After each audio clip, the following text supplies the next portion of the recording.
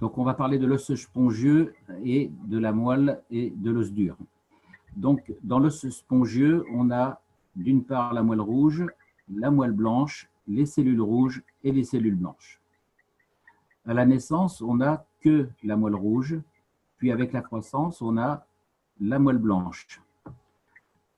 Vers la 6e semaine, on a la production des globules rouges dans le foie et dans la rate. Et ensuite, après 6 semaines, il se produit dans les os. À cette étape, on a déjà donc la moelle rouge et la moelle jaune, mais on n'a qu'un seul type de cellules blanches indifférenciées qui vont donner les cellules myéloïdes et les cellules lymphoïdes. La moelle osseuse produit des érythrocytes, donc ce sont différentes sortes de globules blancs, des érythrocytes, des granulocytes, des monocytes, des lymphocytes B seulement. La moelle osseuse aide donc la production, elle aide le thymus et la rate, et en même temps, elle stocke le fer. Le thymus convertit les cellules mères en lymphocytes T, qui sont des lymphocytes de défense immunitaire. Donc, je répète, dans la moelle blanche, on a les cellules lymphocytes précurseurs blanches, et ensuite, dans le thymus, va se faire une maturation en lymphocytes T. Donc, c'est donc le thymus qui convertit ces cellules mères en lymphocytes T. Donc, il faut se rappeler que le thymus a une fonction de conversion des lymphocytes B et T, et ensuite les os stockent le fer, de même que la rate. Quant aux ganglions lymphatiques, ils produisent des anticorps. En ce qui concerne le foie, alors je vais vous donner une autre image. Là, on est un petit peu plus loin.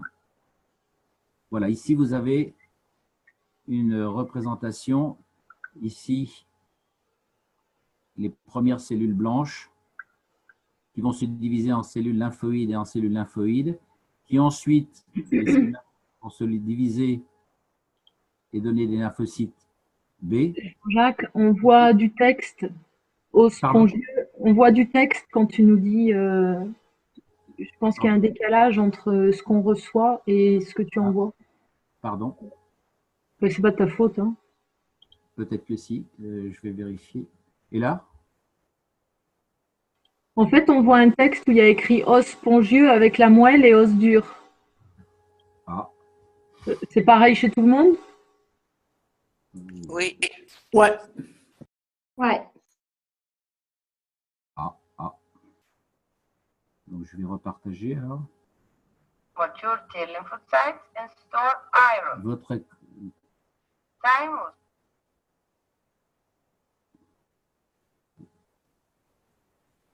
C'est mon écran de partage qui s'est mis en pause.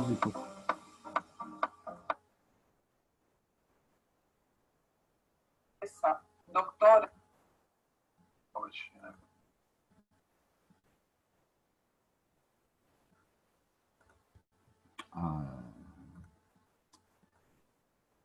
Qu'est-ce que c'est que ça?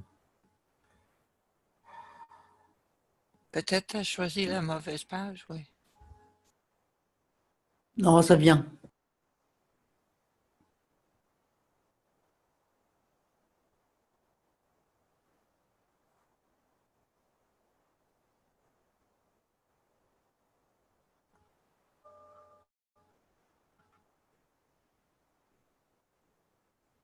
Ça a sauté vidéo, comment ça se fait? Je ne sais pas. Paying for it just to put. Bon.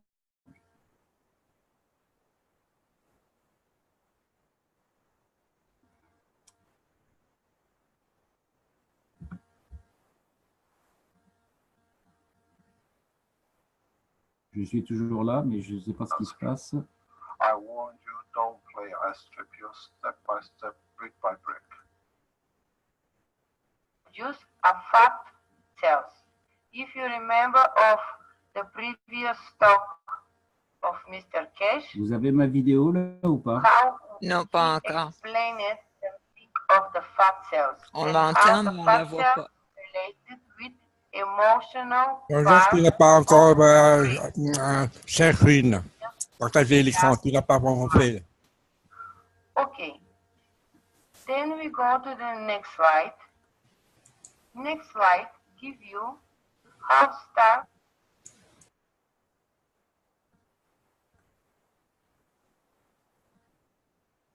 That's I warned you, don't Vous avez la play vidéo là ou step pas? by step. Non. Non, t'as pas de Ben si, on a ton son, mais pas. T'as pas partagé l'écran, je pense, Jean-Jacques. Voilà, là ça arrive. The Belgian Iranian king and is on throne and is damaging all. Oui, maintenant, C'est on bon. la voit. Bon, excusez-moi, mais je sais.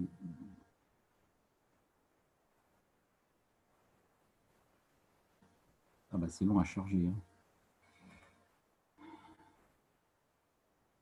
Ah, enfin. Voilà, excusez-moi. Donc, je reprends le. Là, vous avez l'image correcte? Oui, je Oui, crois. on a un schéma. Vous l'avez correctement là, c'est bon? Donc, vous avez donc les Ouais, c'est cellules. nickel.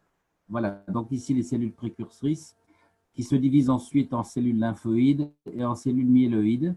Les cellules lymphoïdes vont se diviser en deux parties, les lymphocytes B et les lymphocytes T. Donc ça se passe ici dans le thymus. Et puis les cellules myéloïdes vont donner les différents globules blancs que tout le monde connaît, les neutrophiles, les éosinophiles, les basophiles, les monocytes, les plaquettes et les cellules rouges.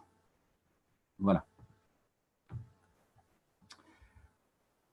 Donc ensuite, donc je répète, le foie stocke la vitamine B12, dont le principal composant est le cobalt et le stockage du fer, des facteurs de coagulation, l'albumine, la globuline et l'érythroprotéine, qui est le colorant des globules rouges. En ce qui concerne l'estomac et les intestins, ils sont également concernés par un facteur d'absorption de la vitamine B12, où intervient effectivement aussi le cobalt. Les reins sont également concernés par un facteur de croissance des érythrocytes et des lymphocytes. Ils jouent un rôle sur les pigments de l'hémoglobine. Ils possèdent un système réticulaire et endothélial et un système de mononucléaire, d'où son importance dans le système immunitaire phagocytaire contre les infections microbiennes. Maintenant, on va passer au renouvellement des cellules. Donc, les cellules, les globules rouges, se renouvellent environ tous les 120 jours. Je vous montre maintenant l'image des globules rouges. Les voilà.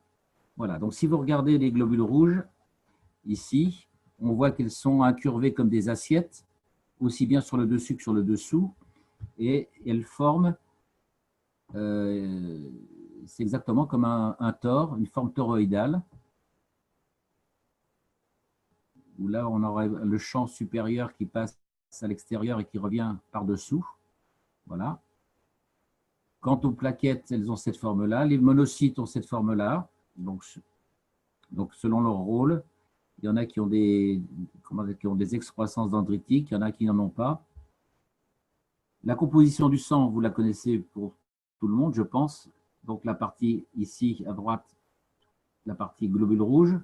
Ici, la partie globule blanche. Et ici, la partie jaune, le plasma sanguin, à ne pas confondre avec le plasma dont on parle habituellement.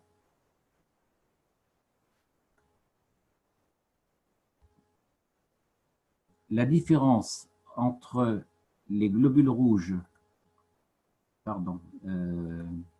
entre les globules rouges et les... Voilà, j'ai une autre image. Voilà. Donc, la différence entre les globules rouges et la chlorophylle se fait uniquement dans la formule chimique. Ici, vous avez la formule chimique de l'hémoglobine et celle de la chlorophylle. C'est la présence de fer dans l'hémoglobine, alors que dans la chlorophylle, c'est le magnésium. Sinon, c'est exactement la même molécule, la même construction. Donc, on pourrait appeler ça le sang rouge et le sang vert. Donc ici, sur l'image de droite, on voit très bien la forme toroïdale d'un globule rouge.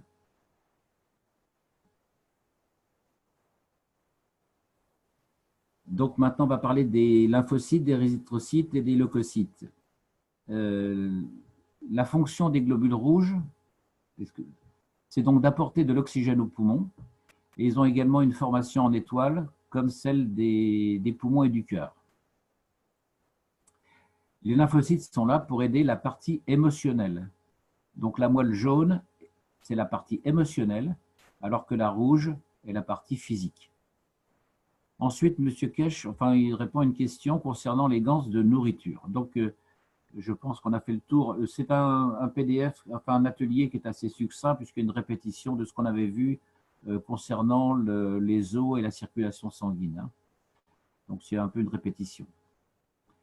Donc, il parle au sujet d'une question sur les ganses de nourriture. Il dit, selon leur dosage, ils peuvent être toxiques ou pas. Donc, les ganses se repèrent également par leur couleur. On l'a vu également dans un autre atelier.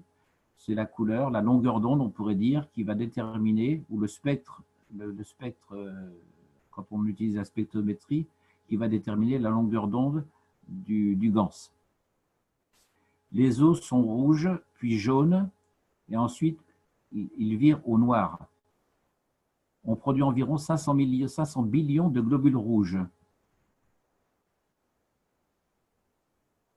Pourquoi les lymphoïdes B sont convertis en T et pourquoi ne sont-ils pas produits en même temps? Ça, c'est une question. Donc, les globules rouges sont des taxis, on l'a déjà vu également, mais ils n'ont pas tous la même destination. Les globules rouges ne vont pas simplement nourrir les ongles pour ensuite revenir nourrir les doigts de la main. Donc, les globules rouges ne vont pas passer leur temps à faire des allers-retours entre les différentes parties du corps. Donc, chaque globule rouge a sa cible. Et c'est pour ça qu'ils sont aussi nombreux et qu'ils sont tous différents. Bien qu'en apparence, ils se ressemblent. C'est pour cela, donc, qu'ils sont aux environs de 500 billions. Est-ce que vous avez bien compris cette partie? Donc, tous les globules rouges, en apparence, se ressemblent, mais ils n'ont pas tous la même cible. Donc, vous avez, par exemple, pour simplifier, vous avez un globule rouge qui va aller sur l'orteil droit, un autre globule rouge qui va aller sur l'orteil gauche, un autre globule rouge différent qui va aller sur la main, et etc. Donc, c'est pour ça, c'est pour leur éviter une déperdition, une perte de temps dans la transmission de l'information. Donc, en liaison avec le système nerveux, ils transportent cette énergie. Donc, une partie des cellules, les globules rouges et les globules blancs, vont au cœur et l'autre partie va au thymus. Donc, puisque le thymus, on le verra dans un prochain cours, c'est le lieu où se fait la maturation en lymphocytes B ou T. Donc, ces deux types de cellules ont le même point de départ, la moelle, mais ils ont une information différente à fournir. Ensuite, il parle du cerveau comme étant un espion pour garder un œil sur le système physique de façon à préserver de tout danger. Donc, quand le cerveau envoie une information au globule rouge, il réceptionne comme quoi ils ont une certaine position et ces globules rouges envoient un écho-radar, un peu comme un enregistreur. Et à ce moment-là, le cerveau reçoit l'information, il la décode, puis il dit ce dont il a besoin sous forme de d'ondes radio magraves, et la transforme en matière nécessaire pour la partie physique et émotionnelle. C'est donc la conversion du plasma en matière qui est audible. On l'entend d'ailleurs en laboratoire lorsqu'on fait des tests avec un enregistreur de bande hélium. On entend une sorte de son, un bang. Et au moment où les champs entrent dans le réacteur en laboratoire, les champs se percutent et se produit donc un bang qui est inaudible pour l'oreille humaine. Donc c'est un peu ce que je disais tout à l'heure, c'est cette fameuse bande, cette bande radio. Donc les champs magraves transmettent un bruit qui se transforme en matière. Par ailleurs, tout ce qui provient des os transporte du calcium et toute information transporte cette information, comme par importante, vers les muscles. Parce que si une erreur se produit, par exemple avec le phosphore qui est dans les os, à ce moment-là, le taux peut se relever. C'est donc une situation qui est assez complexe et assez compliquée. Le cerveau a besoin du cœur et des os. Tout le reste n'est que de la conversion. L'estomac, les intestins, en fait, sont des organes secondaires. En même temps, le cerveau produit et contrôle les os et il en garde une copie avec l'ADN réalisé dans les os. Le décodage physique est réalisé dans la moelle jaune. Cette information est destinée à la partie émotionnelle et physique du cerveau. Il en garde donc une trace. Et cette trace, c'est l'ARN. Quand vous faites une transplantation de moelle, cela change une partie de l'ADN. Donc ça, c'est assez important ce que je suis en train de dire. Si l'information est similaire à l'ARN, à ce moment-là, ça colle, puisque l'ARN est la mémoire, on pourrait dire, de l'humanité, alors que l'ADN, c'est la mémoire parentale. Donc si la partie émotionnelle, la partie émotionnelle est contenue dans l'ARN. Donc si un mari et une femme sont très unis émotionnellement, même s'ils sont de deux ethnies différentes, la greffe peut fonctionner. Ils peuvent recevoir un organe l'un de l'autre. Ils doivent être unis émotionnellement, non pas en amour, mais en émotion, c'est-à-dire ayant la même moelle, donc la même émotion. Et à ce moment-là, leur ARN peut matcher. Même chose pour les transfusions. Donc, il n'y a pas besoin de don d'organes, d'après ce que dit M. Kesh, et cela ne marche pas, par contre, si les ARN sont incompatibles sur le plan émotionnel. Donc, il n'y a pas besoin de nourrir la partie physique. Le cerveau est sous la dépendance du cerveau émotionnel en liaison avec les os. On a vu que les os sont la structure de sauvegarde de la partie émotionnelle. Vous vous rappelez du premier cours. Aucune nourriture ne passe la barrière pulmonaire ni celle des intestins. Tout se fait par échange magrave. Donc, il n'y a pas besoin d'ingérer par la bouche. Donc, on n'emporte rien dans l'espace. Et c'est pour ça que M. Kesh dit que ça fait éclater les gens de rire. La plupart des maladies devaient être éradiquées en rétablissant la structure osseuse et en faisant en sorte que le sang garde ses constantes. La structure osseuse est l'essence de la création de l'homme. Elle conserve les battements cardiaques pour ensuite libérer de l'énergie dans les poumons. L'os spongieux est l'élément essentiel de la vie. Donc, c'est un peu de répétition du premier cours concernant l'importance des os. Ensuite, on a une question concernant le cancer de la prostate qui atteint la hanche. Donc, il répond à nouveau que c'est parce que le centre émotionnel se situe à côté, le centre émotionnel. Ce dernier utilise donc cet os pour convertir le calcium et l'absorber. Même chose pour l'utérus. Donc, je pense que vous vous rappelez également de l'information qu'on avait donnée sur le cancer concernant la position de l'homme et de son fils et de la femme par rapport à sa fille. Donc, l'os n'est pas seulement une usine de fabrication, mais il est aussi le reflet de ce que la partie émotionnelle lui inflige en retour. Alors, une autre question.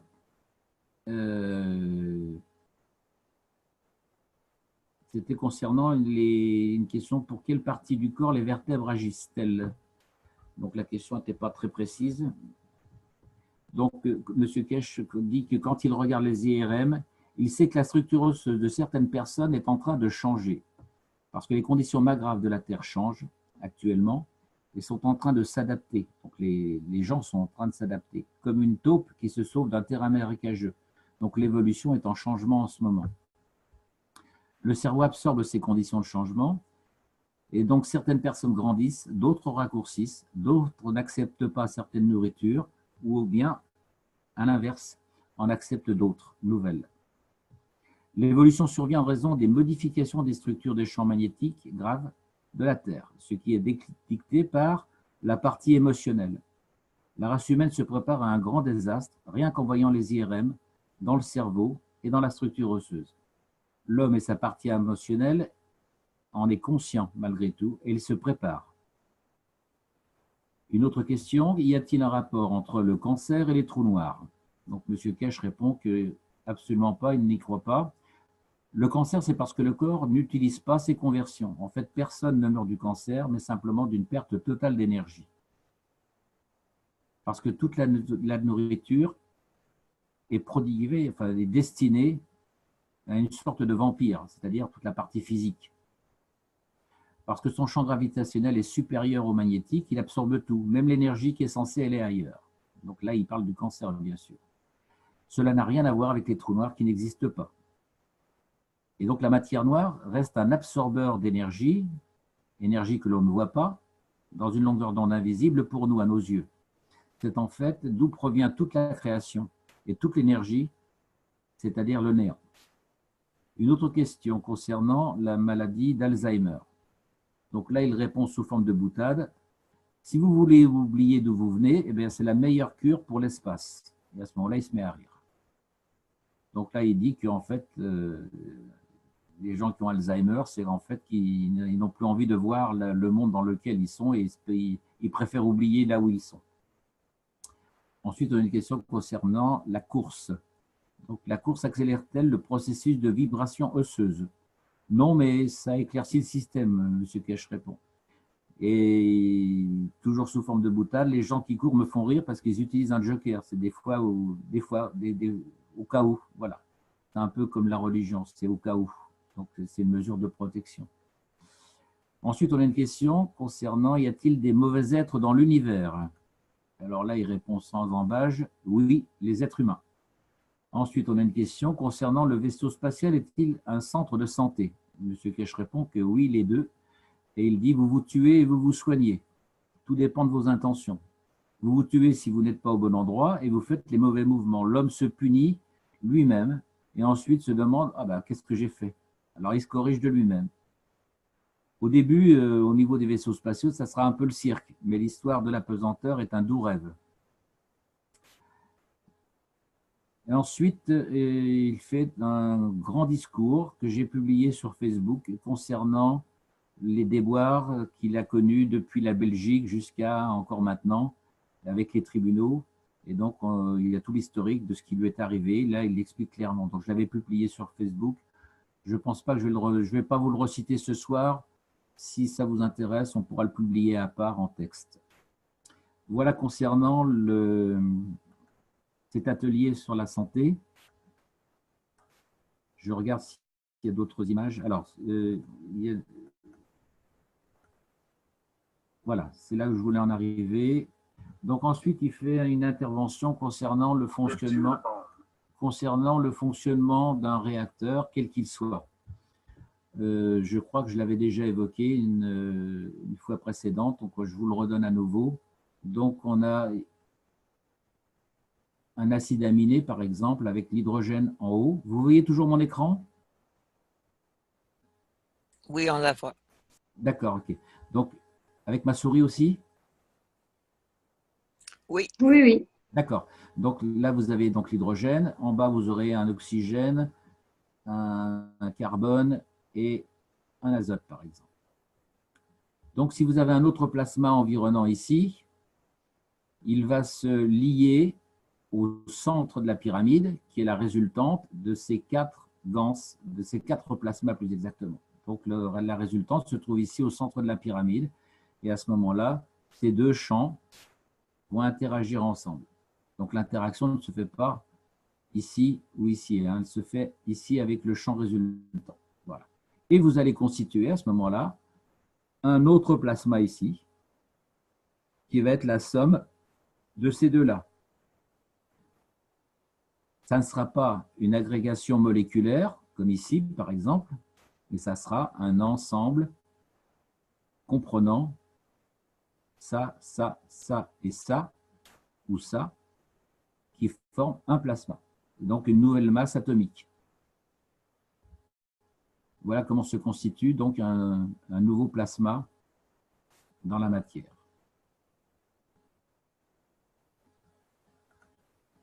Avez-vous des questions à poser concernant cet atelier santé? En fait, c'était un peu une répétition de l'atelier sur les os, le premier, et un petit peu sur le cœur. On reste un petit peu, je pense que vous allez rester un petit peu sur votre faim concernant les globules blancs. On verra ça dans le prochain qui est sur le thymus, où là, ça sera beaucoup plus explicite et vous comprendrez mieux le rôle des globules blancs en comprenant bien le rôle du thymus. Donc là, ce qu'on a appris ce soir, c'est l'intervention de la vitamine B12 et l'intervention du cobalt dans la vitamine B12. Voilà, c'est l'information la plus pertinente, je pense, dans ce document. Avez-vous des questions, donc?